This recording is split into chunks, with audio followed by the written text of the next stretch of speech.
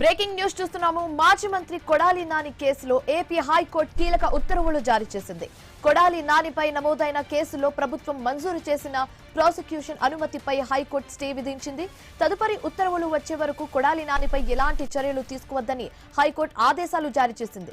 2021 స్థానిక సంస్థల ఎన్నికల కోడ్ అమలులో ఉన్న సమయంలో సీఎం చంద్రబాబు, అప్పటి రాష్ట్ర ఎన్నికల కమిషనర్ నిమ్మగడ్డ రమేష్ కుమార్ పై కొడాలి నాని అనుచిత వ్యాఖ్యలు చేశారన్న ఆరోపణలు ఉన్నాయి. ఎన్నికల ప్రవర్తన నియమావళి ఉల్లంఘనపై రాష్ట్ర ఎన్నికల సంఘం నివేదిక ఆధారంగా కొడాలి నానిపై కేసు నమోదైంది.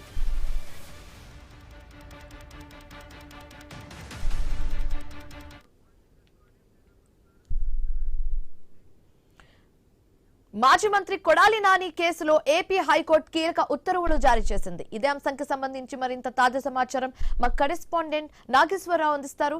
నాగేశ్వరరావు, ఏదైతే మాజీ మంత్రి వైసీపీ నేత కొడాలి నాని ఆంధ్రప్రదేశ్ హైకోర్టులో అయితే దీనికి సంబంధించి ఆయన ఏదైతే కొడాలి నానిపై నమోదైన కేసులో ప్రభుత్వం మంజూరు చేసిన ప్రాసిక్యూషన్ అనుమతిపై స్టే అయితే విధించింది హైకోర్టు. దీనికి సంబంధించి తదుపరి ఉత్తర్వులకు సంబంధించి వచ్చే వరకు కూడా కొడాలి నానిపై ఎలాంటి చర్యలు తీసుకోవద్దు అని కూడా హైకోర్టు ఆదేశాలు జారీ చేసినట్లుగా తెలుస్తుంది. అయితే 2021 స్థానిక సంస్థల ఎన్నికల కోడ్ అమల్లో ఉన్న సమయంలో చంద్రబాబు, అప్పటి రాష్ట్ర ఎన్నికల కమిషనర్ నిమ్మగడ్డ రమేష్ కుమార్ పై అయితే కొడాలి నాని అనుచిత వ్యాఖ్యలు చేశారన్న ఆరోపణలు అయితే ఉన్న నేపథ్యం అయితే ఉంది. దీనికి సంబంధించి ఎన్నికల ప్రవర్తన నియమావళి ఉల్లంఘనపై రాష్ట్ర ఎన్నికల సంఘం నివేదిక ఆధారంగా కొడాలి నానిపై అయితే కేసు నమోదు చేశారు. దీంతో కొడాలి నానికి ఏదైతే తాత్కాలిక ఊరట లభించిందని అయితే చెప్పొచ్చు. అయితే అదే విధంగా కొడాలి నానిపై నమోదైన కేసులో ప్రభుత్వం ఇచ్చిన ప్రాసిక్యూషన్ కు సంబంధించిన అనుమతిపై కూడా